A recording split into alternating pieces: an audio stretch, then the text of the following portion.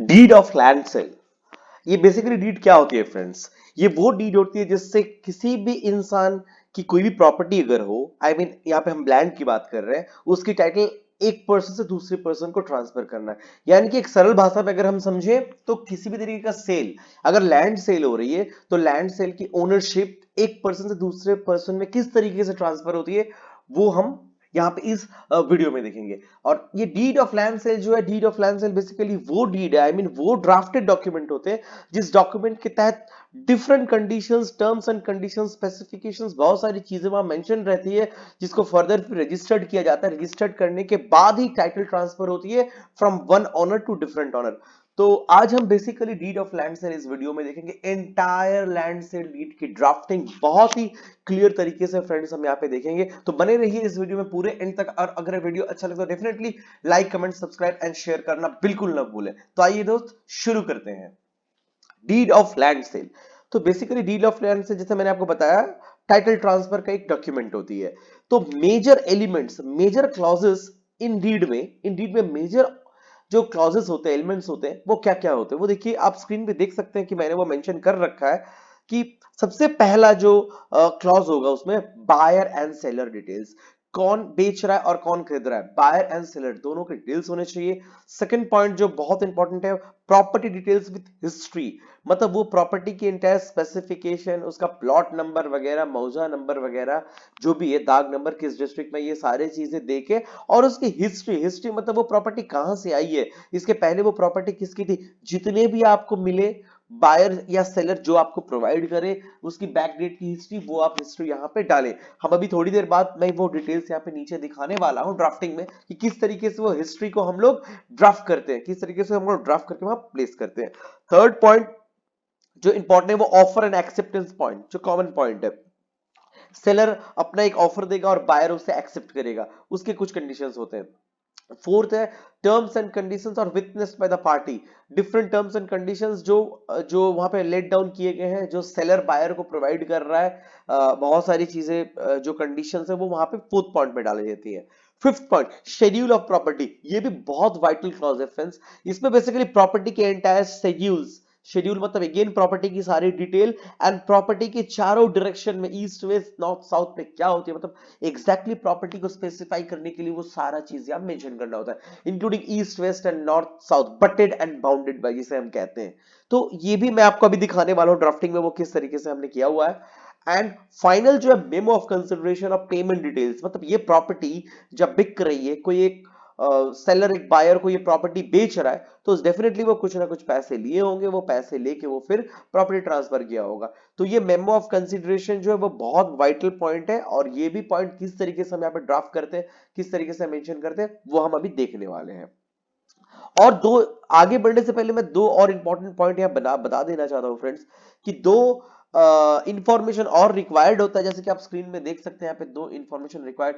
Query details for the property, कोई भी property जब ट्रांजेक्शन होती है, जब सेल होता है, तो गवर्नमेंट साइट पे जाके उस प्रॉपर्टी के बायर, सेलर, विटनेस और प्रॉपर्टी के सारे फीचर्स डाल के एक क्वेरी जनरेट करना होता है। मतलब क्वेरी जनरेट मींस गवर्नमेंट से आई मीन एक तरह से पूछा जाता है कि इस प्रॉपर्टी के इस ट्रांजेक्शन पे कितनी रेवेन्यू पे करनी होगी, तो that is called query details. तो वो वहां पे क्वेरी निकल के आती है, इंक्लूडिंग अ क्वेरी नंबर, वो चाहिए होता है ड्राफ्टिंग के लिए।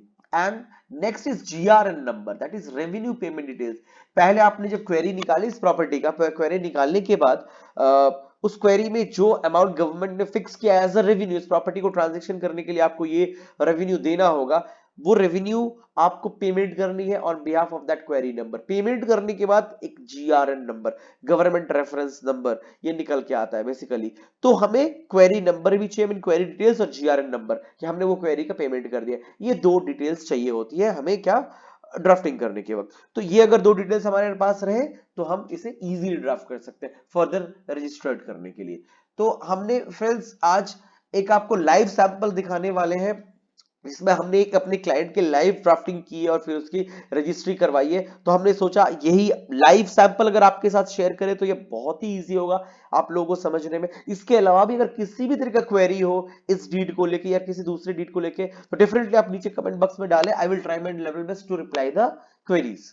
तो आइए दोस्त शुरू करते हैं एक लाइव क्वेरी के साथ, किस तरीके से एक लाइव क्वेरी के बाद एक लाइव डीड ड्राफ्ट होती है, एक live deed of land sale किस तरीके से ड्राफ्टिंग होती है, आपको समझने में बहुत ही इजी होगी और आप वो यहाँ पे स्क्रीन पे बने रहे इस वीडियो में पूरे एंड तक। तो सबसे पहले जो मैंने आपको कहा क्वेरी नंबर, आप यहाँ देख सकते हैं फ्रेंड्स, क्वेरी नंबर हमने जो जनरेट करवाया था अपने इस रजिस्ट्रेशन के लिए, ये क्वेरी नंबर यहाँ पे आप देख सकते हैं, एकदम फर्स्ट पे मैंने डीड में मेंशन किया हुआ है। तो आप अगर ऐसे डीड में मेंशन कर दे तो क्या होती है, सब रजिस्ट्रार ऑफिस या डिस्ट्रिक्ट रजिस्ट्रार ऑफिस या रजिस्ट्रार ऑफिस जहां पे आप इसे रजिस्ट्री करवाने लेके जाएंगे, उनको बहुत इजी होता है ये क्वेरी नंबर और ये जीआरएन नंबर देख के फटाफट वो लोग आपके डीड को एग्जीक्यूट कर सकते हैं। ये बहुत ही कम डीड में लोग डालते हैं, बट मैं तो हमेशा अपनी डीड्स में डालता हूं, और अगर आप डालें तो आपकी काम बिल्कुल ईजी हो जाएगी और आप इसे एक बार जरूर ट्राई करके देखें, क्योंकि रजिस्ट्री ऑफिस पे आपके काम सुपर फास्ट हो जाएंगे। तो ये क्वेरी नंबर आपको डाल देना है, on behalf of that query number GRN number जो आपने पेमेंट दिया वो आपने पेमेंट का नंबर भी यहाँ पे डाल देना है। डालने के बाद फर्दर अभी आपका लैंड डिटेल्स आ गया, land details in the sense मौजा, ये मौजा गोपडंगा में हमारा ये लैंड था और इसका पीएस फरीदपुर है, जेएल नंबर हमने प्रोवाइड किया, आरएस प्लॉट नंबर 133 वो भी प्रोवाइड किया, एकड़ 130 एकड़ ऑफ लैंड यहाँ पे सेल हो रही है, 130 डेसिमल यहाँ पे वो है, सेट फोर्थ वैल्यू मतलब जो वैल्यू बेसिकली जिस वैल्यू में ट्रांजेक्शन हो रही है, मतलब बायर सेलर की जो वैल्यू होती है, बायर और सेलर में जो टर्म्स एंड कंडीशंस बने या जो अंडरस्टैंडिंग बना है, इसे उस वैल्यू को कहते हैं सेट फोर्थ वैल्यू, जो 12,50,000 आप देख सकते हैं। मार्केट वैल्यू मतलब गवर्नमेंट वैल्यू हर लैंड का अलग होता है, वो यहाँ पे 46,97,964 है ये गवर्नमेंट वैल्यू। और हमेशा याद रखें ये मार्केट वैल्यू मतलब यही है government value of the property, market value के ऊपर हमेशा गवर्नमेंट रेवेन्यू लेंगी, मतलब टैक्स लेंगी ट्रांजैक्शन करने के लिए। और सेट फोर्थ वैल्यू है जो बायर और सेलर में अंडरस्टैंडिंग हुआ है, क्योंकि मार्केट वैल्यू जितना भी हो वो आपको तो करना ही है, बट सेट फोर्थ वैल्यू क्या है कि वो फ्लक्चुएट होता है बायर एंड सेलर कि वो अपने के बीच के कंडीशंस होते हैं। तो ये दोनों मेंशन आपको यहाँ पे कर देने हैं ताकि ट्रांसपेरेंसी रहे। तो ये करने के बाद आपको आगे आना है, आगे आना है डीड ऑफ लैंड सेल, इस तरीके से आपको प्रोवाइड करके this deed of sale is made and executed on this 15th day of August 2021 by and between.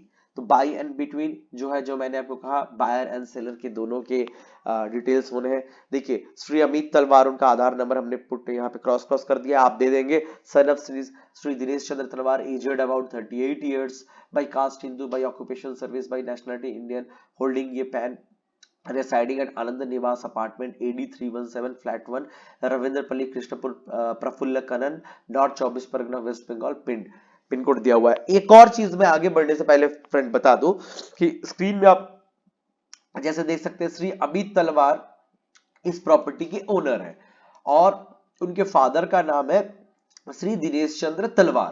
तो ये बहुत ध्यान देने की बात है फ्रेंड्स, ये ध्यान दे लें क्योंकि इसमें आप कुछ और ज्यादा सीख सकते हैं जो मैं आपको भी बताने वाला हूं।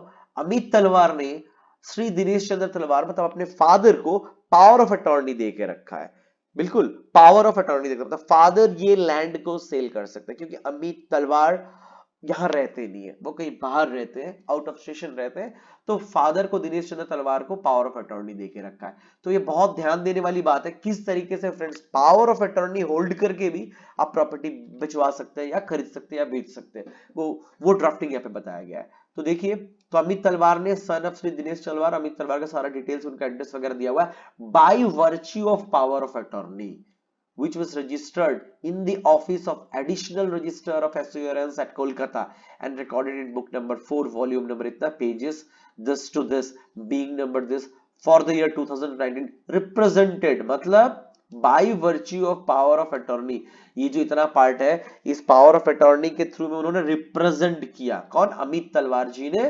रिप्रेजेंट किया हिज अटॉर्नी श्री दिनेश चंद्र तलवार, उनके अटॉर्नी हो गए श्री दिनेश चंद्र तलवार। अब दिनेश चंद्र तलवार किनके सन है, सन ऑफ लेट साइलेंट Talwar alias Shankar Talwar, by religion Hindu, by occupation retired person, by nationality Indian, holding PAN number and Aadhaar number, residing at village Lahaudua PS Faridpur Paschim Bardhaman west Bengal, this pin code, हेरिड after call as a vendor. Vendor का मतलब क्या होता है friends, vendor का मतलब seller. यहाँ पे आपने अच्छी तरीके से देख लिया क्लियरली यहाँ पे हमने मेंशन किया हुआ है अमित तलवार जी ने ये प्रॉपर्टी बेच रहे हैं और अमित तलवार जी प्रॉपर्टी बेच रहे हैं वाया पावर ऑफ अटॉर्नी, जिस पावर ऑफ अटॉर्नी का भी डिटेल्स यहाँ पे डाला हुआ है, और वो पावर ऑफ अटॉर्नी में उन्होंने पावर दिया हुआ है श्री दिनेश चंद्र तलवार को, जिनका आधार नंबर पैन नंबर भी यहाँ पुट किया हुआ है, रिसाइडिंग एट दिया हुआ है, और जिनको हम यहाँ पे कह रहे हैं वेंडर, वेंडर मींस सेलर, ठीक है। which expression shall mean and include his legal heirs, successor in interest, executors, administrators, legal representative and assigns of the one part। तो आई होप यहां तक फ्रेंड्स आपको बिल्कुल क्लियर हो चुका है कि किस तरीके से पावर ऑफ अटॉर्नी को हम इंक्लूड करके प्रॉपर्टी बेच सकते हैं। और एक बात ध्यान रख के मैं वो भी आपको यहाँ पे बता देना चाहता हूं कि अगर इनकेस पकड़ लीजिए पावर ऑफ अटॉर्नी ना हो तो श्री अमित तलवार स्ट्रेट अवे वहां पे आ जाएंगे, is called as a vendor. तो बाकी ये जो पार्ट जो हमने यहाँ पे दिया हुआ है by virtue of power of attorney वगैरह वगैरह, ये सारी चीजें क्या है, यहां तक ये सारी चीजें वॉमिट आउट हो जाएंगी क्योंकि वो डायरेक्टली बेच रहे हैं। और पावर ऑफ अटॉर्नी हो तो पावर ऑफ अटॉर्नी के साथ पावर ऑफ अटॉर्नी होल्डर का डिटेल्स देना बहुत जरूरी है इस पार्ट में, मतलब बायर सेलर का फर्स्ट पार्ट में, ठीक है। Moving to next part friend, in favour of, मतलब उन्होंने किनको बेच रहे हैं, इन फेवर ऑफ देखिए श्री सैकत विश्वास, आधार नंबर उनका है son of Shri Raman Kumar Vishwas, age about 44 years वगैरह वगैरह, by occupational services, nationality Indian, PAN number भी उनका दिया हुआ है, सारा देखिए क्या है, रिसाइडिंग एड्रेस एंड ऑल ये दे दिया गया। ये आधार और पैन नंबर देना फ्रेंड्स बिल्कुल ना भूलें क्योंकि ये बहुत ही यूनिक तरीका होता है किसी भी पर्सन को यूनिफाई करने के लिए, तो वो पर्सन यूनिक है तो उस नाम से कोई दूसरा पर्सन ना आ जाए, तो आधार एंड पैन अगर आप दे दे तो वो बहुत ही एक्सक्लूसिव हो जाता है, ठीक है। तो इनके श्री सैकत विश्वास के फेवर में एंड श्रीमती सीमा विश्वास वाइफ ऑफ श्री सैकत विश्वास, मतलब यहाँ पे हस्बैंड एंड वाइफ के नाम से वो प्रॉपर्टी ट्रांसफर हो रही है, तो इन दोनों को हम क्या कह रहे हैं, परचेजर कह रहे हैं, ठीक है। और अदर पार्ट दैट मींस पहला है वन पार्ट, नेक्स्ट है अदर पार्ट, पहला है वेंडर, नेक्स्ट है परचेजर, ठीक है। तो बायर सेलर डिस्क्रिप्शन हमने यहाँ पे दे दिया, the vendor and the purchaser are hereinafter referred collectively as parties and individually as party, ठीक है। ये पार्ट हमने दे दिया। अभी देखिए फ्रेंड्स, अभी बेसिकली हमने जो आपसे कहा था कि वो प्रॉपर्टी के सारे डिटेल्स और हिस्ट्री जो मैंने आपको पहले बताया था, तो देखिए where is the vendor is the absolute owner in position and enjoyment of the piece and parcel of danga land, मतलब लैंड का क्लासिफिकेशन है measuring about 130 decimals, lying and situated as RS plot number 133, recorded in khatian number 516 mouza Gopdanga, JL number दिया गया under police station, registered at ADSR Durgapur. ये देखिए friends बहुत ही important part है, रजिस्टर्ड एट एडीएसआर दुर्गापुर, मतलब किस ऑफिस पे वो, किस एडीएसआर डिस्ट्रिक्ट सब रजिस्ट्रार ऑफिस में वो रजिस्टर्ड हुआ था, वो प्रॉपर्टी जो उनके पास है, वो सारे डिटेल्स यहाँ पे दिए हुए हैं। West Bengal more fully and particularly described in the scheduled here under written and here after refer to the schedule of the property, मतलब शेड्यूल ऑफ द प्रॉपर्टी नीचे में वो चीज लिखा हुआ है, वही डिटेल्स वाला लैंड ये पोजेस करते हैं, ठीक है। और अभी देखिए हिस्ट्री आ रही है, ये नेक्स्ट पार्ट, ये वाली पार्ट जो मैं बताने वाला हूं, ये हिस्ट्री है, ये हिस्ट्री किस तरीके से डिस्क्राइब हो रहा है देखिए friends. And where originally the property situated at block Faridpur Durgapur mouza Gopdanga, JL number 028 RSN LR dag number 133 LR khatian number 516 measuring 1.30 एकड़, क्लासिफिकेशन डांगा। यहां तक देखिए वो प्रॉपर्टी का पूरा डिटेल्स है, यहां तक प्रॉपर्टी का पूरा डिटेल्स बताया गया है। डांगा बिलोंग्ड टू, मतलब किसी का था, belong to Shrimati Rupa Banik wife of Shri Sunil Banik who purchased the scheduled property by executing a deed of sale number 8241 registered in the office of Durgapur 2008। देखिए ओरिजिनली पहले, मतलब ये अभी मैं अमित तलवार जी की बात नहीं कर रहा, अमित तलवार जी के पहले ये प्रॉपर्टी श्रीमती रूपा बनिक का था, जिन्होंने 2008 में प्रॉपर्टी खरीदी थी, और प्रॉपर्टी किस तरीके से, किस डॉक्यूमेंट, सेल नंबर 8241 वो भी डॉक्यूमेंट दिया गया, उनसे खरीदी थी। Further on 9 April, again 9 April 2014 को, she being the lawful and absolute owner of the scheduled property transfer her rights, titles, interest and possession of the aforesaid property in favor of Shri Amit तलवार। देखिए अमित तलवार जी अभी जो सेलर हैं वो बेच रहे हैं, तो उनको ये टाइटल ओनरशिप कैसे मिला था, क्योंकि उनको 9 अप्रैल 2014 में श्रीमती रूपा बनिक ने क्या किया, ट्रांसफर की थी, ठीक है ना, ये प्रॉपर्टी ट्रांसफर की थी, आई मीन सेल की थी फर्दर ऑन 9 अप्रैल 2014। तो श्री अमित तलवार को पैन नंबर उनका डाला गया, son of Shri Dinesh Chandra Talwar, by executing and registering a Bengali kobala deed of sale, मतलब बंगाली डीड ऑफ सेल से उन्होंने ट्रांसफर किया था, for a valuable consideration, no consideration no contract, ये आपने जरूर पढ़ा होगा, मतलब एक वैल्यूएबल कंसिडरेशन होना ही चाहिए, मतलब ये जो ट्रांसफर हुआ है, इस ट्रांसफर में क्या है कि एक पैसे का लेन देन या कुछ भी एक कंसिडरेशन हुआ था for a valuable consideration which was registered in the office of additional district sub registrar at Durgapur, ये भी दुर्गापुर सब रजिस्टर में, and recorded in book number 1 volume number 8 pages 681 to 690 being number 22812 for the year 2014। तो 2014 में क्या है, 2014 के ये document number जो लास्ट में ये डॉक्यूमेंट्स नंबर प्रोवाइडेड किए गए, ये डॉक्यूमेंट नंबर के तहत अमित तलवार जी ने क्या किया, वो प्रॉपर्टी श्रीमती रूपा मलिक से 2014 में खरीदा था। तो आज वो लॉफुल ओनर है उस प्रॉपर्टी का, और वो लॉफुल ओनर होने के तहत आप देख रहे हैं, लॉफुल ओनर होने के तहत ही वो प्रॉपर्टी श्री सैकत विश्वास एंड श्रीमती सीमा विश्वास को वो ट्रांसफर कर पा रहे हैं। तो यहाँ पे बहुत ही क्लियरली प्रॉपर्टी का डिस्क्रिप्शन और प्रॉपर्टी का हिस्ट्री हम लोगों ने देख लिया। अब फ्रेंड्स देखिए ऑफर एंड एक्सेप्टेंस वाली पार्ट है। ऑफर एंड एक्सेप्टेंस वाली पार्ट आप यहाँ पे देख सकते हैं। And whereas accordingly the vendor herein is now lawful seized and possessed of the schedule below property which is more clearly mentioned in the schedule below and are otherwise well and sufficiently entitled of the lands properties herein and approaches with all the easement rights attached more fully described in the schedule next।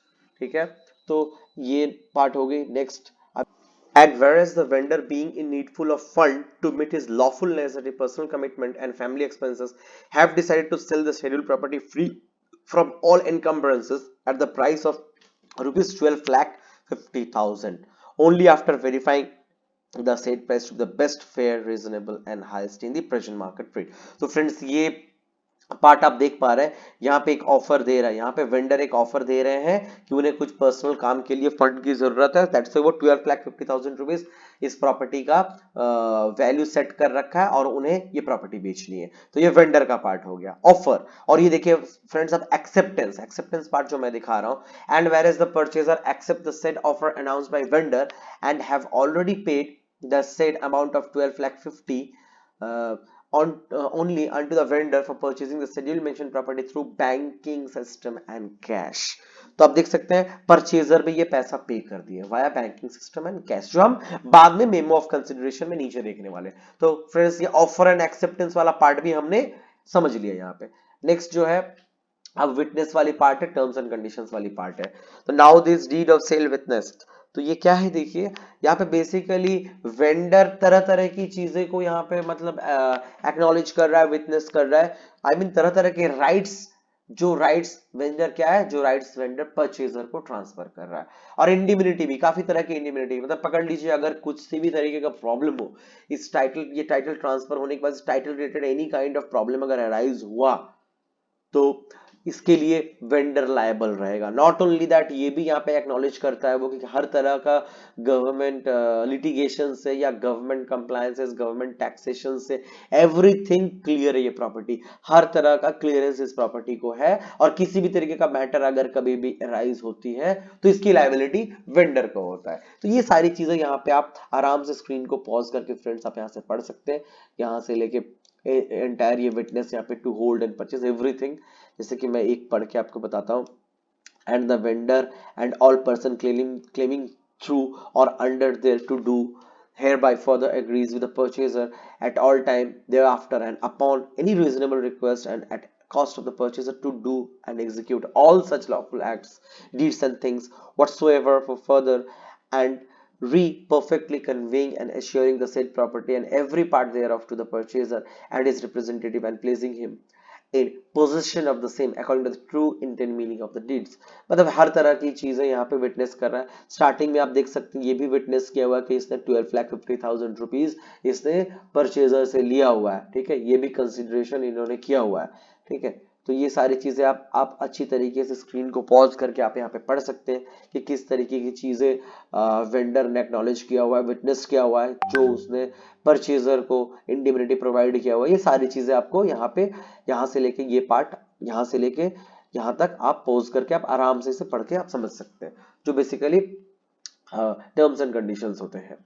After that next part में friends हमारे जो बहुत important part है, मैंने आपको बताया था schedule of the property. Schedule of the property मतलब जैसे मैंने आपको बताया कि हर प्रॉपर्टी का बेसिकली अगर आप देखें हर लैंड का क्या होता है, हर लैंड का बेसिकली एक स्पेसिफिकेशन होता है, उसका लैंड नंबर होता है, ठीक है। कभी कभी ये देखा गया फ्रेंड्स कि सेम प्लॉट नंबर में क्या होता है कि डिविजन्स होते हैं, सेम प्लॉट नंबर में 2-3 पार्ट हो जाते हैं। तो ये लिटिगेशन खड़ा हो सकता है फ्यूचर में, ये लिटिगेशन खड़ा हो सकता है, जिस लिटिगेशन में बेसिकली क्या होता है, लिटिगेशन में जैसे कि एक बड़ा पार्ट 4 डिफरेंट पार्ट में डिवाइड हुआ है, part A B C D E 4 लोगों के पास है और ये वैकेंट प्लॉट है। तो कभी भी फ्यूचर में ये लिटिगेशन खड़ा हो सकता है कि सी वाला बोलेगा कि मेरा ए है और ए वाला बोल सकता है मेरा डी है, डी वाला बोल सकता है मेरा सी है। ये लिटिगेशन अराइज हो ही सकता है। तो ये लिटिगेशन इस तरीके के कन्फ्लिक्ट ताकि फ्यूचर में ना अराइज हो, तो इसको फर्दर रिजॉल्व करने के लिए ये तरीका आया हुआ है जो बटेड एंड बाउंडेड। जो फ्रेंड नीचे आप देख सकते हैं, ये शेड्यूल ऑफ द प्रॉपर्टी का ये नेक्स्ट वाला पार्ट में, सेकंड हाफ वाला पार्ट में बटेड एंड बाउंडेड जो मैं समझाने वाला हूं। ये बटेड एंड बाउंडेड आप कर सकते हैं फ्रेंड्स। सबसे पहला प्रॉपर्टी के एंटायर स्पेसिफिकेशन आप यहाँ पे देंगे, फिर बटेड एंड बाउंडेड आप कर सकते हैं, और हो सके फ्रेंड्स तो जरूर एक स्केच मैप, कोई भी आमीन से, एक गवर्नमेंट आमीन जो गवर्नमेंट जो स्केचर होता है उससे आप एक स्केच मैप बनवाएं और स्केच मैप बनवा के इंक्लूड जरूर करें। हमने यहाँ पे इस प्रॉपर्टी का स्केच मैप बनवाया है, बट वो फॉर सम रीजन मैं यहाँ पे अटैच नहीं कर पा रहा हूँ, for some reason, privacy reasons. तो स्केच मैप आप बनवा के जरूर अटैच करें। मैं अपनी दूसरी वीडियोस में स्केच मैप भी लेके आऊंगा और आपको दिखाऊंगा। तो स्केच मैप अगर आप अटैच करते हैं, प्रॉपर्ली क्या करते हैं, डीमार्क करते हैं उस पोर्शन को, जो पोर्शन की एग्रीमेंट तैयार हो रही है, तो ये बहुत ही तो ये बहुत ही important agreement in that sense बन जाता है। ये एग्रीमेंट बहुत ही ज्यादा लॉफुल बन जाता है और बहुत ही ज्यादा एनफोर्सेबिलिटी इसकी बढ़ जाती है। तो स्केच मैप एक जरूर अटैच करें। स्केच मैप के पहले जो पार्ट्स है मैं थोड़ा आपको समझा देता हूं कि देखिए, शेड्यूल ऑफ द प्रॉपर्टी में अगेन वो लैंड के सारे डिटेल्स यहाँ पे डाले गए हैं। that parcel of Naga land measuring about 130 decimal lying and situated at RS plot number दिया गया है, यहाँ पे खतियान नंबर वगैरह वगैरह सब कुछ यहाँ पे दिया गया है। अभी देखिए, total area 130 decimal of land hereby sold, ठीक है, ये बहुत इंपॉर्टेंट पार्ट है जो हमने यहाँ पे फिर से लिखा हुआ है। और क्या लिखा हुआ है देखिए, sold area delineated in red mark on the sketch map in annexed, मतलब इसमें एनेक्स्ड किया हुआ है, जो मैंने आपको थोड़ी देर पहले बताया। फॉर सम प्राइवेसी रीजंस मैं वो दे नहीं पा रहा, बट आप डेफिनेटली दे दे, स्केच बनवा के उसे डीमार्क कर दे रेड से। Is that the sketch map is a part and parcel of the deed, ये भी पॉइंट जरूर लिखे, एकदम ना भूले। Class of the land is presently being डाना, क्लासिफिकेशन क्या है वो जरूर प्रोवाइड करें लैंड का।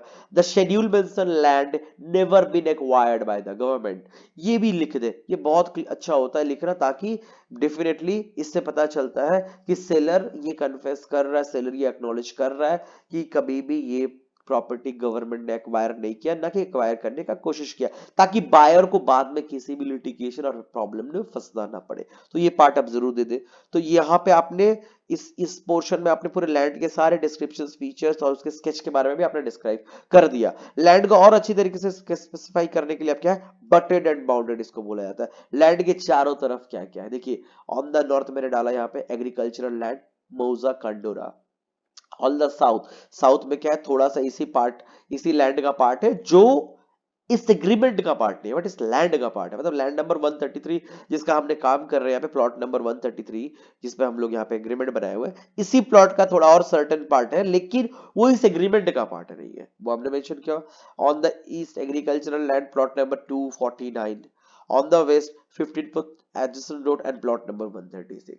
तो ईस्ट वेस्ट नॉर्थ साउथ ये देना ना भूले basically friends. Schedule of the property बहुत इंपॉर्टेंट पार्ट होती है एक लैंड सेल एग्रीमेंट का, और इसे बहुत ही केयरफुली फ्रेंड्स, से बहुत ही केयरफुली बैठ के 2-3 बार इसे चेक करें, चेक करके इसे एग्जीक्यूट करने जाए, क्योंकि फ्रेंड्स ये जब एग्जीक्यूट हो जाती है तो ये बहुत ही वाइटल चीज होती है। इसे फर्दर रेक्टिफिकेशन करना काफी प्रॉब्लम होता है, और सुप्रीम कोर्ट के काफी जजमेंट आए हुए हैं। स्केच मैप या शेड्यूल ऑफ द प्रॉपर्टी बहुत इंपॉर्टेंट चीज होती है, इनमें इसको बेसिकली फुल एंड फाइनल मान लिया जाता है एक बार जब ये रजिस्टर्ड हो जाती है। तो इसे और फर्दर इसके रेक्टिफिकेशन करवाने की भी प्रोसेस बड़ी टफ होती है। अगर बेसिकली लैंड डिटेल्स, लैंड के प्लॉट नंबर्स या लैंड के एरिया, इन सब तरह की अगर गलतियां होगी फ्रेंड्स, तो वो रेक्टिफिकेशन नहीं होता है, फिर से आपको रजिस्ट्री करवानी होती है दोबारा उतना रेवेन्यू डाल के। माइनर रेक्टिफिकेशंस होते हैं बट बड़े बड़े रेक्टिफिकेशंस नहीं होते हैं, और उसे फुल एंड फाइनल मान लिया जाता है। तो बहुत ही वाइटल चीज है schedule of the property friends, इसको बहुत ध्यान से आप कंपाइल करें, कंप्यूट करें, और 2-3-4 बार जरूर इसे चेक करें एग्जीक्यूशन करने से पहले। अभी हम लोग लास्ट क्लॉज में आ रहे हैं फ्रेंड्स, जो मेमो ऑफ कंसिडरेशन, ये भी बहुत इंपॉर्टेंट पार्ट है friends. Memo of consideration, memo of consideration मतलब कि जो पैसे के लेन देन हुए वो पैसे के लेन देन किस तरीके से हम मेंशन करेंगे, वो भी तो होना चाहिए। बायर ने सेलर को सारे पेमेंट्स क्लियर करवा दिए, वो पेमेंट जो क्लियर करवाए किस तरीके से करवाए हैं, तो वो हमने यहाँ मेंशन किया हुआ। और एक बात का ध्यान रखें friends, for tax, income tax law के हिसाब से 2 लाख के ऊपर आप कैश नहीं दे सकते, ना ही आप ले सकते हैं। तो 2 लाख के ऊपर जब भी पेमेंट होगा, 2 लाख के ऊपर सारी पेमेंट्स आपको क्या है, इंस्ट्रूमेंट्स के तहत ही करनी होगी, फाइनेंशियल इंस्ट्रूमेंट्स, नेगोशिएबल इंस्ट्रूमेंट्स के तहत ही आपको करनी होगी। तो फ्रेंड्स आप यहाँ पे, मैं एग्जांपल के तौर पे मैंने आपको ये दिखाया हुआ है कि यहाँ पे 12,50,000 का पेमेंट था, बट आप 2 लाख के नीचे कैश ले सकते हैं। तो आप देख सकते हैं कि हमारे क्लाइंट किस तरीके से ये पेमेंट सारी किए हुए हैं। 6/6/2021 को उन्होंने पहला चेक दिया 2,50,000 का, देन सेम डे में एक और चेक उन्होंने दिया जो 5,50,000 का था, और उन्होंने कैश दिया 1,99,000 का। उन्होंने फिर एक और चेक उन्होंने इशू किया, थर्ड चेक जो 51,000 का, उन्होंने फिर बैंक ऑफ बड़ौदा एनईएफटी किया 2 लाख रुपीस का। तो सारा समेशन करके फ्रेंड्स 12,50,000 रुपीज यहाँ पे स्क्रीन पे आप देख सकते हैं, सारा समेशन करके। और इसके तहत आप ये भी देख सकते हैं कैश उन्होंने 1,99,000, मतलब 2 लाख तक जो कैश देना था उसमें उन्होंने 1,000 रुपए कम करके 1,99,000 का उन्होंने कैश प्रिविलेज भी यूज कर लिया। ठीक है, तो आप 2 लाख तक कैश दे सकते हैं, बट उसके बाद जो भी वैल्यू होगी वो आपको वाया इंस्ट्रूमेंट ही पे करने होंगे। ये वाया इनकम टैक्स लॉ जो है ये यहाँ पे मेंशन किया गया है, दैट्स वाई यहाँ पे ये रिप्रेजेंट मैंने इस तरीके से किया हुआ है, और पार्टीज भी अपनी ट्रांजेक्शंस उसी तरीके से की हुई है। ठीक है, तो ये पार्ट आपको यहाँ पे फिर पूरे डाल देने हैं in terms of words, ₹12,50,000 only. ठीक है, यहां तक हो गया, ये सारी हमने 6 पार्ट हमने समझ ली बहुत अच्छी तरीके से। इसके बाद जो है फ्रेंड्स ये फुल एंड फाइनल पार्ट है। It is here bye declared the full name, color, passport size photograph and fingerprints of each finger of both hands of vendor and purchaser or their representative in additional pages of this deeds as total number of pages will be treated as a part of this deed। ये बहुत important friends, ये मैं अपनी अपनी दूसरे किसी video में दिखाऊंगा, क्योंकि ये डीड ड्राफ्ट करने के बाद इसके साथ फिंगरप्रिंट्स भी जाते हैं, फोटोग्राफ्स भी इसके साथ जाते हैं। तो फिंगरप्रिंट्स एंड फोटोग्राफ्स भी is a part of this deed, part and parcel of this deed that is considered. तो इसको भी यहाँ पे हम मेंशन जरूर करेंगे, और इसको यहाँ पे मेंशन करना जरूरी है। And after that at final, in witnessed whereof the vendor and the purchaser have set their signature on the day, month and year first written above।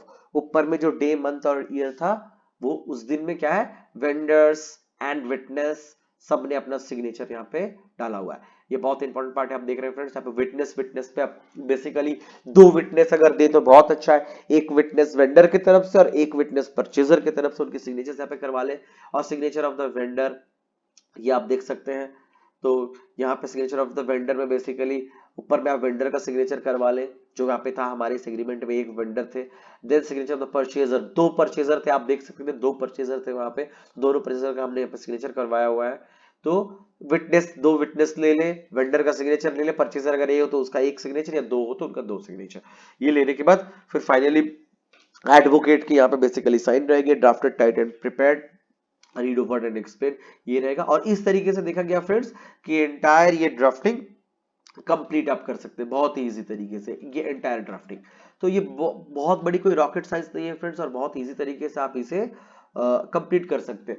बस इसमें 6 मेजर पार्ट्स होते हैं, 6 मेजर एलिमेंट्स होते हैं, clauses होते हैं, इसे आपको ध्यान से समझ लेना है। प्रॉपर्टी की सारी डिटेल्स, प्रॉपर्टी के स्पेसिफिकेशंस, प्रॉपर्टी नंबर वगैरह, बायर सेलर डिटेल्स, प्रॉपर्टी की थोड़ी सी हिस्ट्री, ये सारी चीजें आपको वेंडर से मंगवा लेनी है। मंगवाने के बाद आपको क्वेरी जनरेट करनी है, क्वेरी जनरेट करके उसको पेमेंट करनी है, रेवेन्यू पेमेंट करने के बाद उन पेमेंट्स के डिटेल्स को देकर फर्दर कुछ और डॉक्यूमेंट्स होते हैं, वो डॉक्यूमेंट्स अटैच करके और पेमेंट्स के और क्वेरीज के प्रिंट आउट देके अटैच करके आपको अपने एरिया के डिस्ट्रिक्ट सब रजिस्ट्रार या एडिशनल डिस्ट्रिक्ट सब रजिस्ट्रार या रजिस्ट्रार ऑफिस में जाके आपको इसे एग्जीक्यूट करवानी होती है अपॉइंटमेंट लेके। ये बहुत ही इजी है, कोई बहुत बड़ा तरीका नहीं है। आप इसके लिए किसी भी एक लॉयर का हेल्प ले सकते हैं, या तो कोई डीड राइटर होते हैं, क्योंकि लॉयर एंड डीड राइटर्स को ही ऑथोराइज रहता है कि वो ड्राफ्टिंग करें, इन तरह का ड्राफ्टिंग करें। तो आप उनका हेल्प ले सकते हैं, आप उनका हेल्प लेके ड्राफ्टिंग आप खुद भी कर सकते हैं, और फर्दर उनको देख के उसको फर्दर चेक करवा के फुल एंड फाइनल उन्हीं से करवाना बेटर होता है। तो ये बहुत ही ईजी तरीका है फ्रेंड्स। आशा करते हैं कि ये पूरी वीडियो आपको बहुत अच्छी लगी। ड्राफ्टिंग लैंड सेल डीड की ड्राफ्टिंग बहुत ही इजी तरीका है और इसे आपको बहुत अच्छी तरीके से समझ में आया। और आप आराम से इसको खुद घर बैठे बैठे कर सकते हैं। करके आपको इसको एग्जीक्यूट करवाने के लिए लॉयर के पास भी लेके जा सकते हैं। और अगर किसी भी तरीके का क्वेरीज हो फ्रेंड्स तो जरूर नीचे कमेंट बॉक्स में डालना ना भूलें। और अगर वीडियो अच्छा लगे तो फिर से कहता हूं, शेयर इसे ज्यादा से ज्यादा करें कि ज्यादा से ज्यादा लोग इसे समझें। और बेल आइकन को जरूर दबाएं ताकि आपको नोटिफिकेशन मिलते रहे। और अगर सब्सक्राइब ना किए हो तो सबसे पहले अभी तुरंत सब्सक्राइब करें। और इस तरीके का ड्राफ्टिंग और लीगल सपोर्ट के लिए हमेशा इस वीडियो चैनल पे बने रहें। Thank you.